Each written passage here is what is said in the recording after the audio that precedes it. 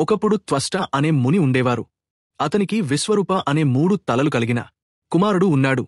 విశ్వరూప తల్లి రచన అసుర రాక్షసి. విశ్వరూప బ్రాహ్మణుడు కాకపోయినా దేవతల యాగాలలో పాల్గొనేవాడు. దేవతలకు మాత్రమే ఇవ్వాల్సిన నైవేద్యాలను ఇచ్చే గోధి దేవతలకు కాకుండా రాక్షసులకు కూడా వాటా ఇచ్చేవాడని. కొన్నిసార్లు దేవతల యాగాలలో చివరి ప్రత్యేక భాగాలైన అవశేషాలను దేవతలకు ఇవ్వకుండా యాగం ముగిసిన తర్వాత అసురులకు ఇచ్చారని. అది తెలుసుకుని ఇంద్రుడు అతను బ్రాహ్మణుడైన విశ్వరూపుడిని బ్రాహ్మణ హత్య చేశాడు.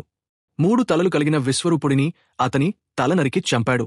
త్వష్టముని కుమారుడి మరణవార్త విని చాలా బాధపడ్డాడు.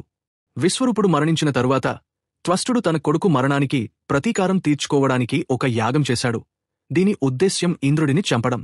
అయితే త్వష్ట చేసిన యాగంలో అతను ఒక మంత్రాన్ని తప్పుగా పఠించాడు.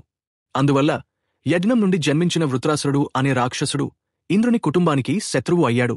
ఆ యాగం నుండి వృత్రాసురుడు జన్మించాడు.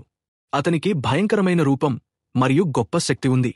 వృత్రాసురుడి బలాన్ని చూసి దేవతలు భయపడిపోయారు. ఇంద్రుడు మాత్రమే కాదు, అన్ని దేవతలు అతన్ని తాకలేకపోయారు. బ్రహ్మదేవుడు వృత్రాసురుడికి ఒక వరం ఇచ్చాడు. లోహంతో లేదా చెక్కతో చేసిన ఏ ఆయుధంతోనూ, తడిగా లేదా పొడిగా ఉన్న దేనితోనూ అతన్ని చంపలేరు. దేవతల రాజ్యానికి అతన్ని ముప్పుగా భావించి దేవతలు సహాయం కోసం విష్ణువు దగ్గరికి వెళ్లారు. అయితే దేవతలు జ్ఞానం ద్వారా విష్ణువు సహాయంతో ఒక మార్గాన్ని కనుగొన్నారు. ఇంద్రుడు వృత్రాసురుడికి దగ్గరరయ్యాడు. సన్నిహితంగా ఉన్నట్లు నమ్మించాడు.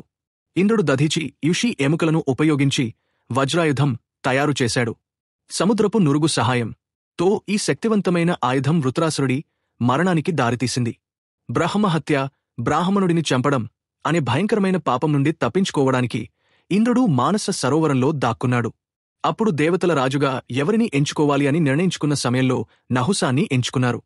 నెక్స్ట్ వీడియోలో ద్వైత అడవిలో పాము రూపంలో ఉన్న నహుసుడు ధర్మరాజుని ఏమి ప్రశ్నలు అడిగాడో తెలుసుకుందాము. ఇలాంటి మరిన్ని చారిత్రక కథలు తెలుసుకోవడానికి వీడియోకి లైక్ చేయండి మరియు ఛానల్ని సబ్స్క్రైబ్ చేసుకోండి.